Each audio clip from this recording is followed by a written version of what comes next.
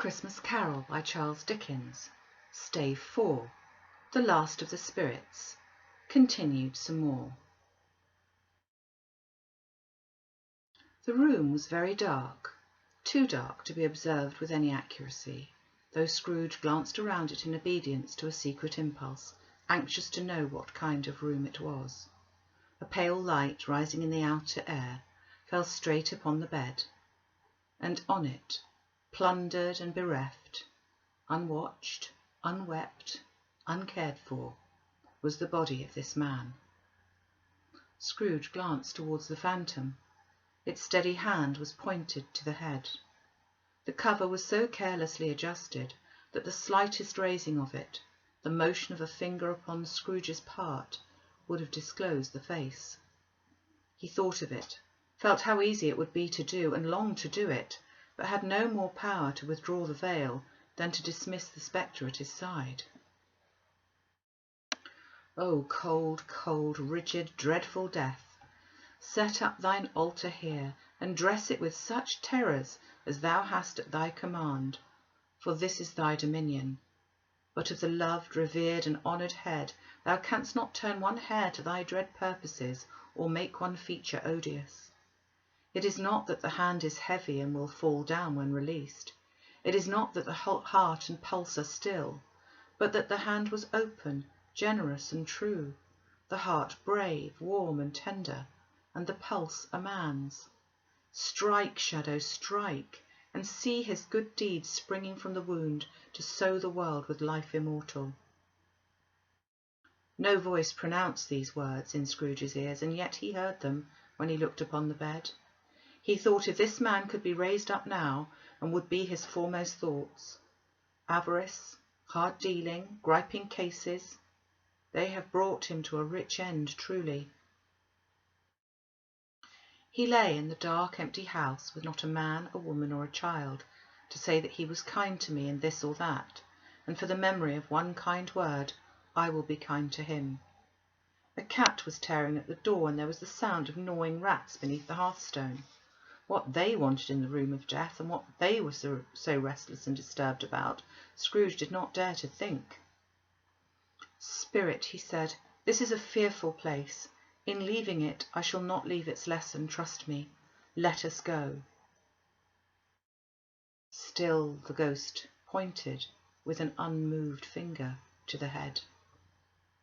I understand you, Scrooge returned, and I would do it if I could, but I have not the power, Spirit. I have not the power. Again it seemed to look upon him.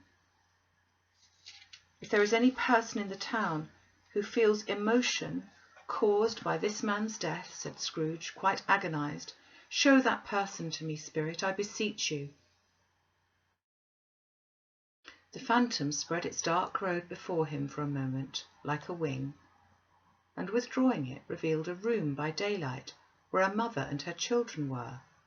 She was expecting someone, and with anxious eagerness, for she walked up and down the room, started at every sound, looked out from the window, glanced at the clock, tried, but in vain, to work with her needle, and could hardly bear the voices of the children at their play. At length the long-expected knock was heard. She hurried to the door and met her husband, a man whose face was careworn and depressed though he was young. There was a remarkable expression in it now, a kind of serious delight of which he felt ashamed, and which he struggled to repress.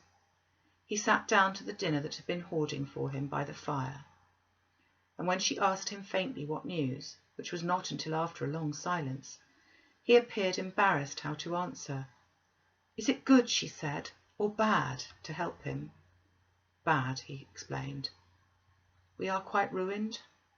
No, there is hope yet, Caroline. If he relents, she said, amazed, there is. Nothing is past hope if such a miracle has happened. He is past relenting, said her husband. He is dead.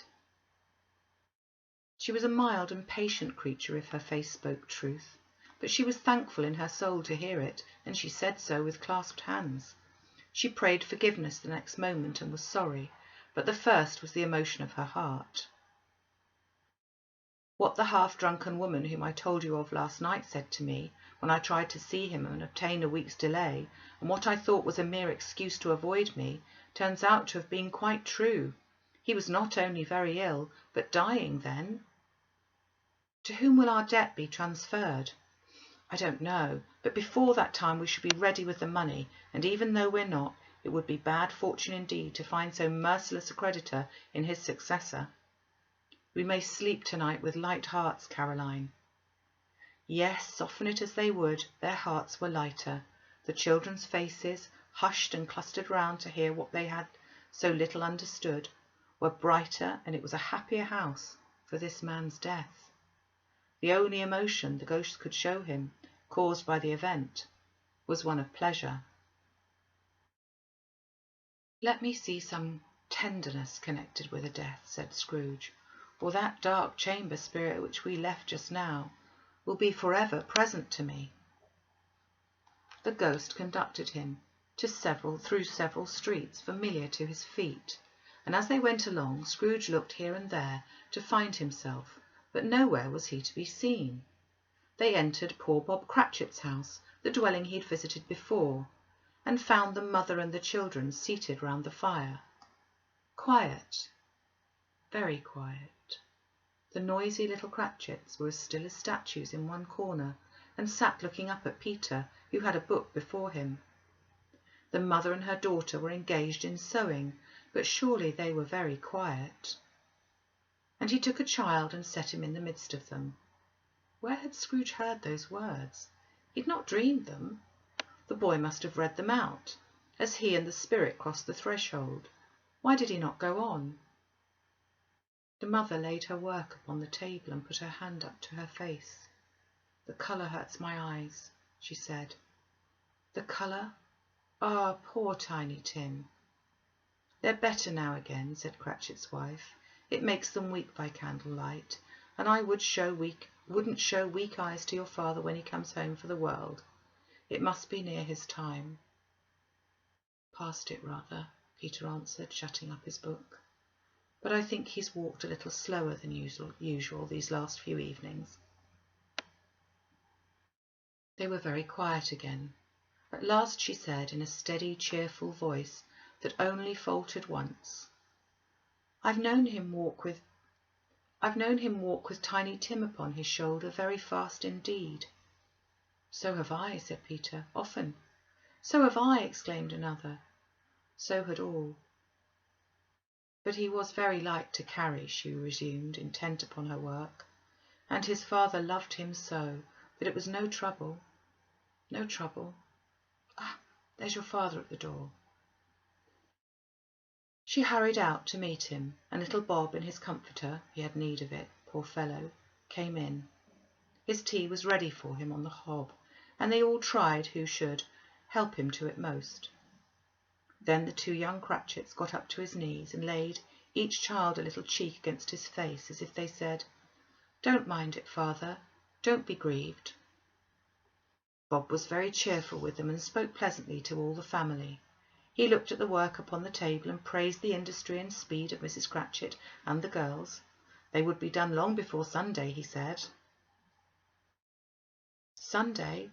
You went today, then, Robert, said his wife. Yes, my dear, returned Bob. I wish you could have gone. It would have done you good to see how green a place it is, but you'll see it often. I promised him that I would walk there on a Sunday. My little child, cried Bob, my little child. He broke down all at once. He couldn't help it. He and his child would have been farther apart, perhaps, than they were. He left the rooms. He left the room and went upstairs into the room above, which was lighted cheerfully and hung with Christmas. There was a chair set close beside the child, and there were signs of someone having been there lately. Poor Bob sat down in it, and when he'd thought a little and composed himself, he kissed the little face. He was reconciled to what had happened, and went down again quite happy. They drew about the fire and talked, the girls and the mother working still.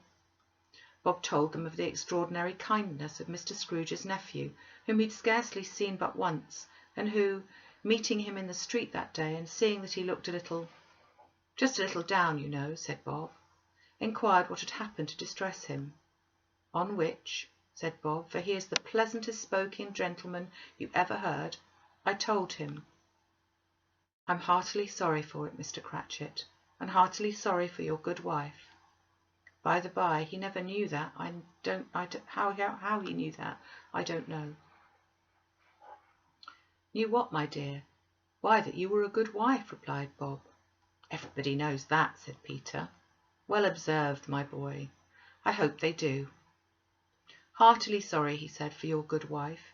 If I can be of service to you in any way, he said, giving me his card, that's where I live. Pray come to me. Now, it wasn't, cried Bob, for the sake of anything he might be able to do for us, so much as for his kind way that was quite delightful. It really seemed as if he had known our Tiny Tim and felt with us. I'm sure he's a good soul, said Mrs. Cratchit. You'd be surer of it, my dear, if you saw and spoke to him. I shouldn't be at all surprised, mark what I say, if he got Peter a better situation. And then, cried one of the girls, Peter will be keeping company with someone and setting up for himself. Get along with you, retorted Peter, grinning. It's just as likely as not, said Bob. One of these days, there's plenty of time for that, my dear. But however and whenever we part from one another, I'm sure we will none of us forget poor Tiny Tim, shall we, or this first parting that there was among us. Never, father, cried they all. And I know, said Bob, I know, my dears, that when we recollect how patient and how mild he was, although he was a little child, we shall not quarrel easily among ourselves, and forget poor Tiny Tim in doing it. Never, father, they all cried again. I'm very happy, said little Bob. I'm very happy. Mrs. Cratchit kissed him. His daughters kissed him. The two young Cratchits kissed him, and Peter and himself shook hands. Spirit of Tiny Tim, thy childish essence was from God. Spectre, said Scrooge, something informs me that our parting moment is at hand. I know it, but I know not how. Tell me what man that was whom we saw lying dead.